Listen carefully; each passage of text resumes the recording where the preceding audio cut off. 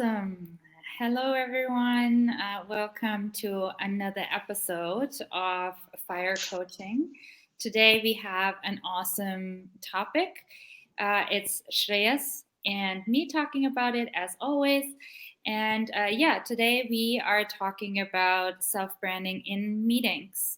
I think we were thinking about that topic because right now everyone's in virtual meetings and in meetups and a lot of networking events that are happening online.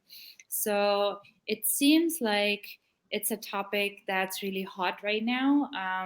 And what we want to offer you today, or what we want to provide you today, is 5 actionable advices for self-branding in meetings. Like, how can you get the best out of it, and how can you manage your own reputation in meetings?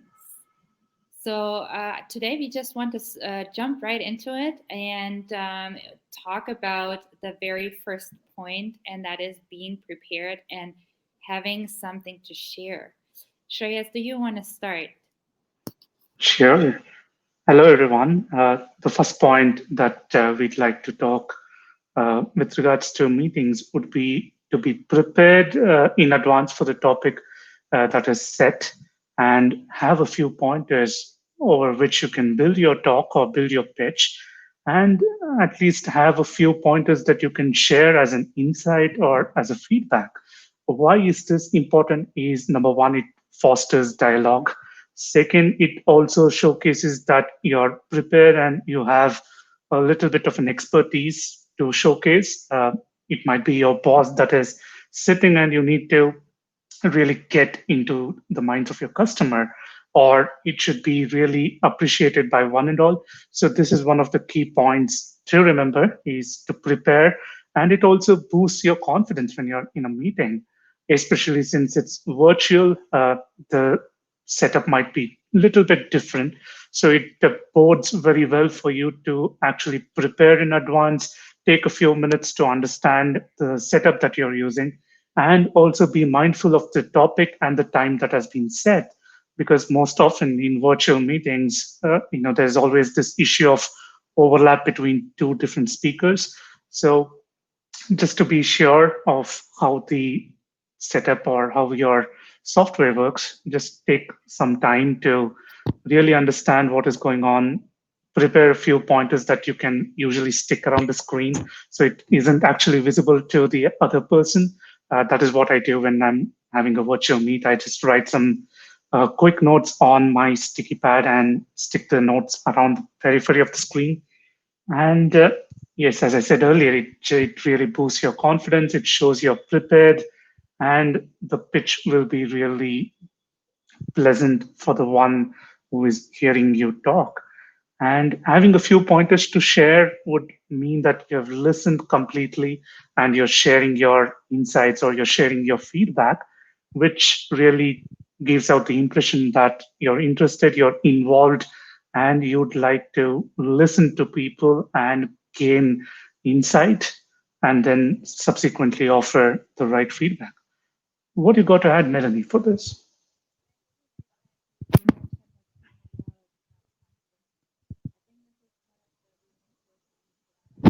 Really important things, right? So if you want to market yourself, you want to look confident, you want to look like you're an expert on something, you want to show people that you own your game. And it's a really great trick. I mean, we say trick, right? I mean, you would say, okay, it's really redundant and someone says, okay, be prepared.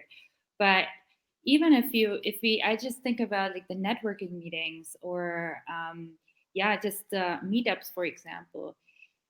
How many people have really their pitch prepared before they go into it?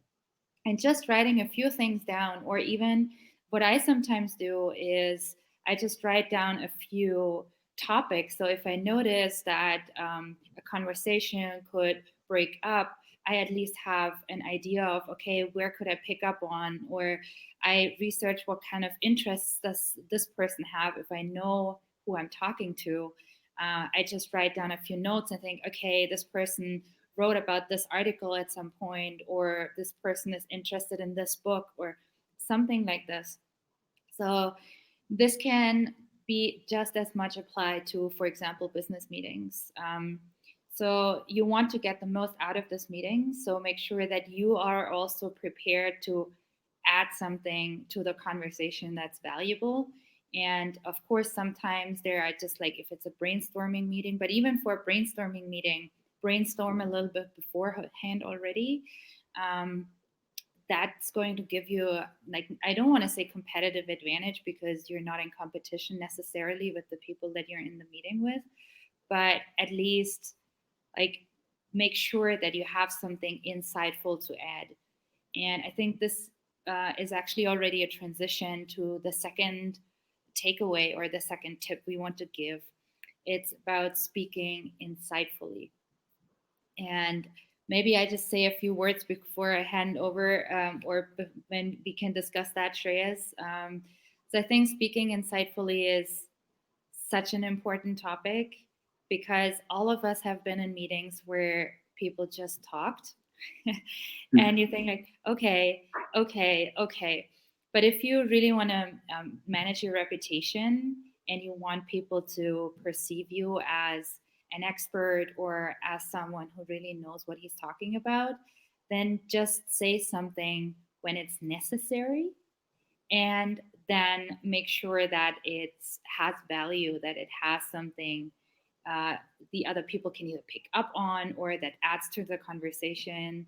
And don't just speak for the sake of speaking. And I think this is very blunt when I say this, but it's really a so overlooked part of self-branding in meetings. I don't know what's your opinion. Absolutely. Yes, I totally agree on building your reputation because most often people do not like loose talks or where you're just diversifying without focusing on the main subject.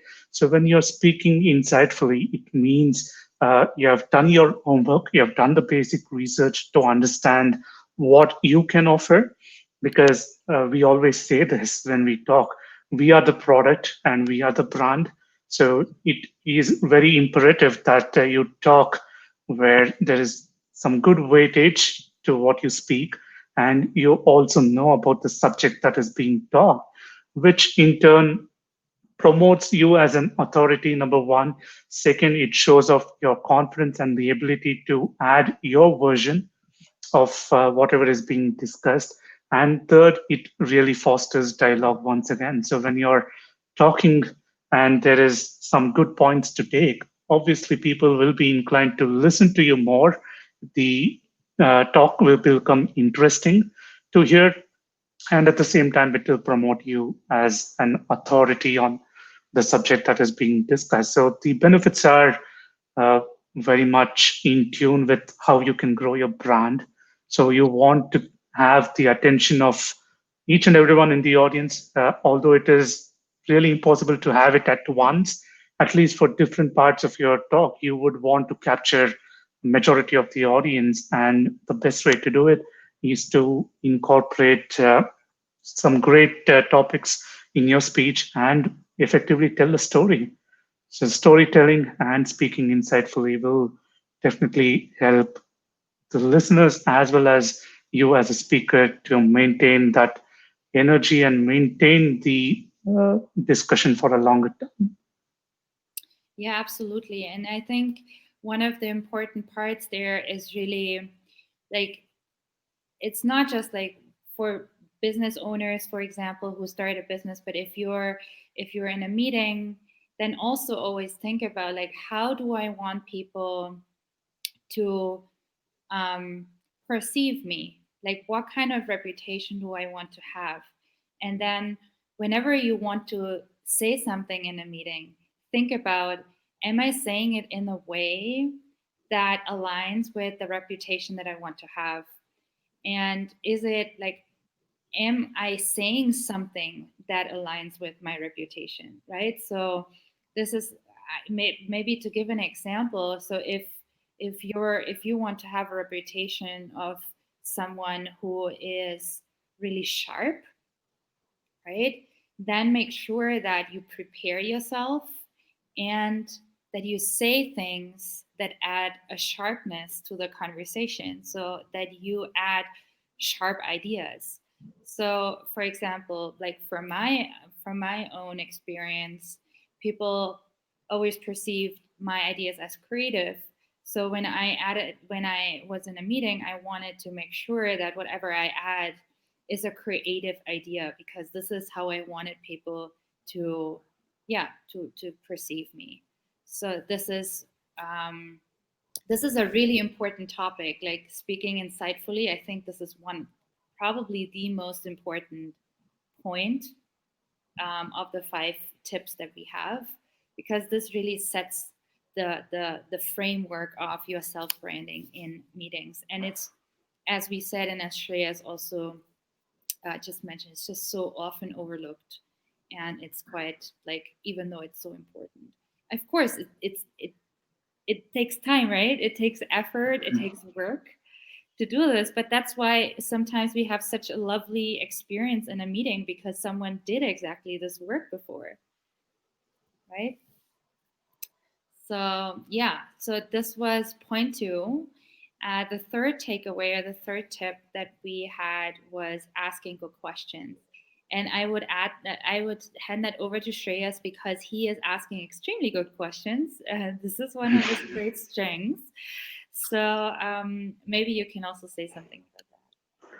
Yes, asking questions is one of the key tools, or rather, the primary tool of a coach, because we don't necessarily depend on assessments, because assessments are just something which will aid us in asking the right questions. So the entire premise of coaching really lies on us asking open-ended, empowering questions. It's just not asking the right questions. You need to really open your question in such a way that it fosters dialogue.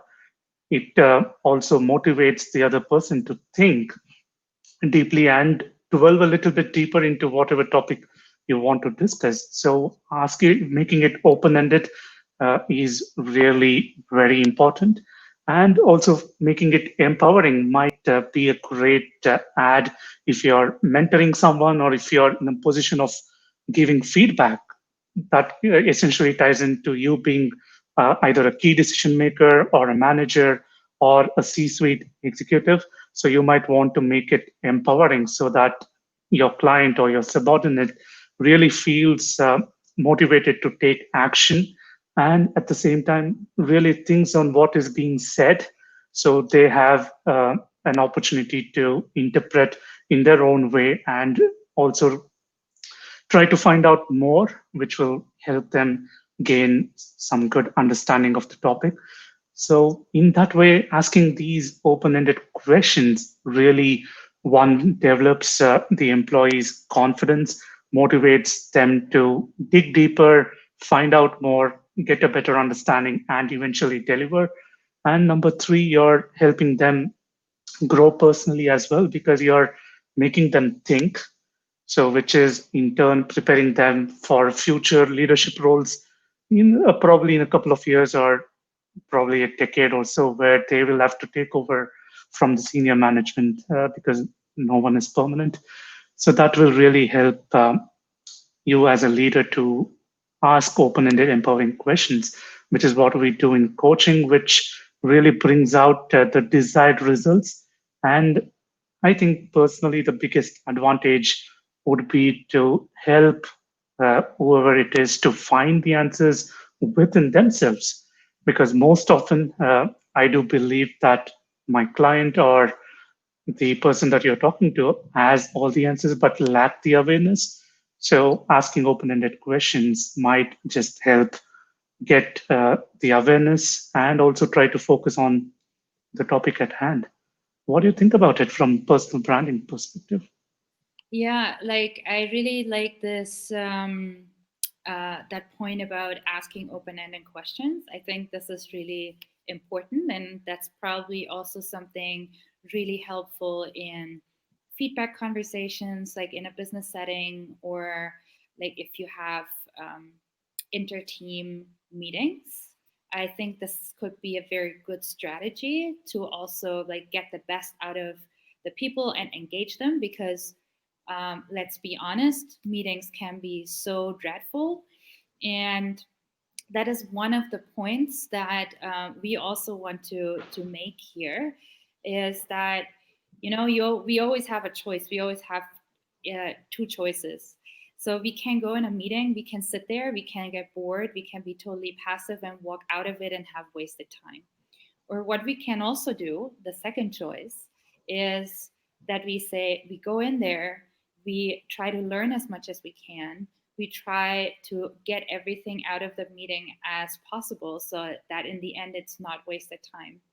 And I think that asking good questions is exactly a part of this. So if you ask the open-ended questions, if you are the person who's guiding the meeting, you can make sure that the people are getting something out of the meeting because they're active. But if you are a participant of the meeting, then asking yourself good questions is a great way of just learning new things. It also shows the leader of the meeting that you're active, that you're engaged. And that is a great way of self-marketing. However, what I also want to say is there are, like, we always say there are no wrong questions, there are no bad questions. But sometimes there are, because if bad questions, I think, is if we ask questions just to have said something, but we haven't really picked up on the conversation before, and the question just shows that you didn't pay any attention, then that's usually a bad question, at least in terms of self-marketing. So if you want to make sure that you are managing your reputation, ask questions that, again, align with the reputation that you want to have, that add to the conversation and that enhance the conversation, maybe even, and something that shows that you are an active participant of it.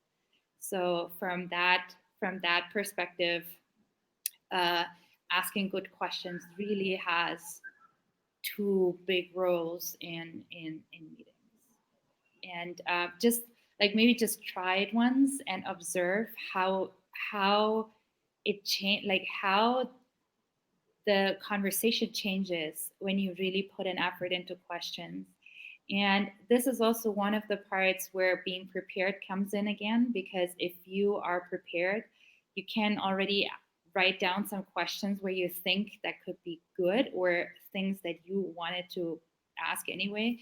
And then you already have them at hand. So it ties all together. Yeah, so this was the point 3, or takeaway 3. So takeaway 4 is don't criticize, but reframe. So big one, big one, big one, big one. Maybe again, like Shreyas, do you want to start and I add at the end? Sure. This is again one other thing that we really, as a coach, don't do. We don't criticize our clients for having whatever feeling they just shared, or whatever emotions they are feeling.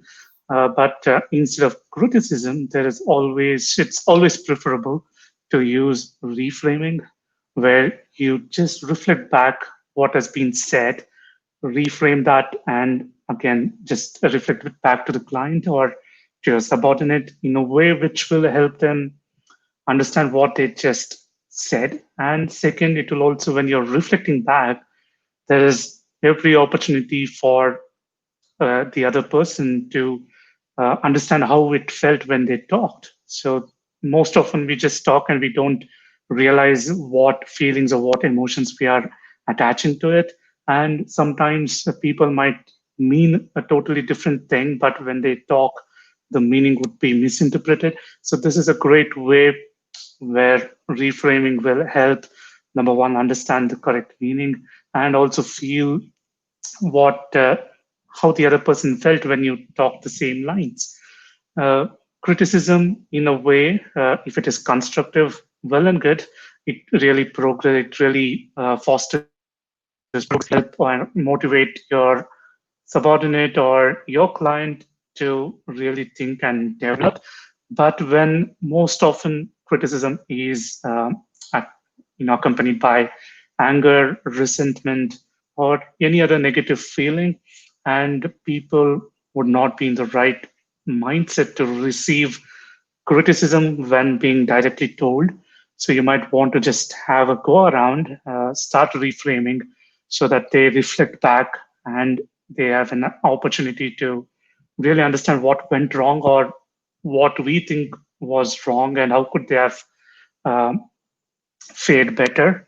So it's a great way to just maintain the overall positivity by reframing rather than criticizing, because most often we do not have patience as well, and especially since it's a virtual setup, there's every chance that the communication might not be as clear as it would in a face-to-face meeting.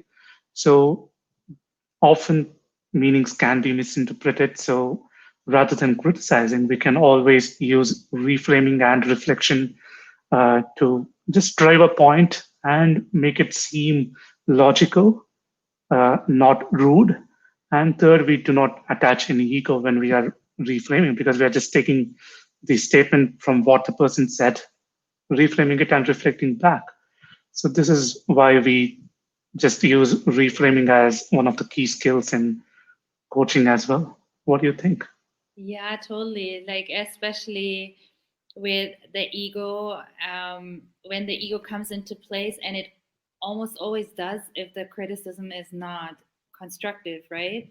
Then it's just automatic. Like, everyone reacts defensive. It's just human to react defensive. And if you have someone who's defensive, then you didn't gain anything.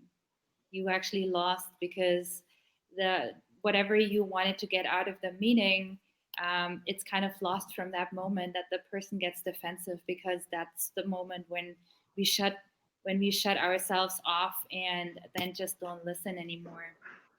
So yeah, that's kind of the reason why it's so important to really think about when do we use criticism, and how do we bring it across. And there, I just from my side, I wanted to add, it's really it's key to invest in communication. It's absolute key to invest in really understanding how you can master such situations. It absolutely changes your life. There's a couple of books that I want to share here. I'm also going to put links afterwards. One is Dale Carnegie, How to Win Friends and Influence People. I've mentioned that also in the last session. It talks a lot about exactly um, these communication situations that you can master, and it describes the effects that you have when you don't criticize, and with really great examples. And another book that's really great about this is relatively new. It's called Never Split the Difference by Chris Voss. He was a chief negotiator at the FBI, and he's really talking about how can you negotiate and still get what you want without hurting the other people. And this is kind of exactly the skills you want to use in a meeting, right? So you want to make it, if you have to criticize or if you have to say something that you're not happy about, the way you can use that situation for self branding is that you don't criticize, but that you give solutions, right? This is a way how a great communicator solves these kind of problems. Like, you can reflect, like Shreya said, which is a great strategy. You can reframe, or you give a solution. So you can, for example, if your employee is not doing a great job, then find out why, or give solutions how things can be made different or it can be done different, without telling them, hey, you're doing a shitty job, but saying, oh, have you tried this or this? I've heard this working really well. This is a different way, and it's motivating your employee or your team member, because they believe or they think you believe in them, um, instead of doing it like with the thumb the hard way. So this is a great way. Again, it's investing in communication is so important. That we have this speaking insightfully, which is a big part. Asking good questions is a big part, and not criticizing is a big part. So this self-marketing in meetings has a lot to do with understanding how to communicate effectively. And so I think from there we're coming already to our last point that also has to do with communication, but with passive communication. And we've talked about this last week already a little bit. We just wanted to pick it up here as well because it's an important point, and that's being a good listener. And yeah, so I would give the word to Shreyas. Maybe you can say a little bit, and then I add Active listening is something that I think should be developed as an habit for anyone who is a key decision maker or a C-suite executive, because how many other times we stress it, it's not enough, because people really need to have this innate talent to both actively and intuitively listen to either their subordinates, or it might be their customers, clients, or whoever it is, because ultimately by listening is when you really understand the problems that are going on. And sometimes you won't be even aware of what the problem might be, because that is how the challenges work. It's no longer finding a problem and giving a solution. It's to just understand where, or probably anticipate what might go wrong and have a backup plan ready right from the step one. So, in order to be really able to understand what is being told to you, or what you seem to listen to, it is very important that all of us develop this habit of active and intuitive listening, because most often you don't even need to go deeper. Just by listening to your employees, you will be made aware of some key things that you might have to improve. There will always be pointers offered, and once again it ties to you showing interest, and also showing that you're involved in the discussion, and that you're paying attention to what was being discussed, and you've picked up the key things that need immediate attention. Because corporate world, it's just moving fast, technology grows fast, so you might want to be on top of your game each and every time. And one such skill which helps you stay on top is active and intuitive listening. absolutely. Like, and it's not just like the big topics, right? How technology changes, but it's also in the meeting itself. If you're following along, if you're a good listener, then you find the moments in which you can add your expertise, and that makes again a good communicator who understands when to say what and when to be quiet. And I think you can only do that if you are a good listener, if you're an active listener, how you've also described it. Because yeah, that's when you see, oh yeah, this is the moment where I can shine because I have something to say here. And again, also if you can facilitate, I think a meeting as a good listener, it's easier to guide it because you get an idea of who plays which role in the room, and you can activate the different people in a way that you facilitate a good discussion. And again, I think this is only possible if you're a good listener.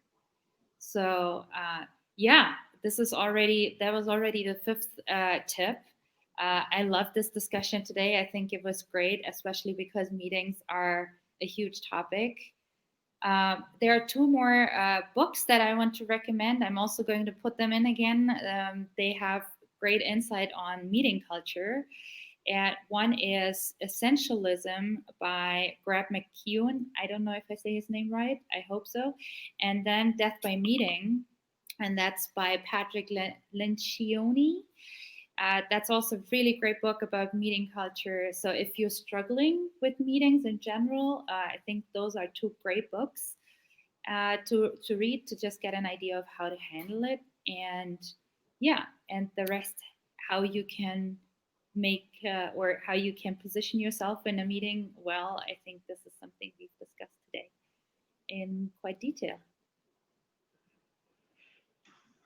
Yeah, so just to close this off, I think these 5 points not just help with meeting, but will also help you develop a growth mindset where you're open to receiving suggestions and at the same time you're giving out feedback constructively, and it helps you be ready and be prepared in any situation, especially when you're in the services segment and you need to identify the pain points of your clients even when they're not aware. I think that is where these 5 tips will really help. And finally, before we say goodbye, I just want to wish those who are celebrating Thanksgiving today a very happy Thanksgiving, and also express gratitude on behalf of both of us for taking time to show up live and for sending in your questions, your comments, and feedback. So we really appreciate that. And yeah, just thank you. Awesome. Yeah, I have nothing to add to this. Thank you so much for for listening, for being a part of this. And yeah, we're looking forward to seeing you again next week. So take care. Happy Thanksgiving. Bye.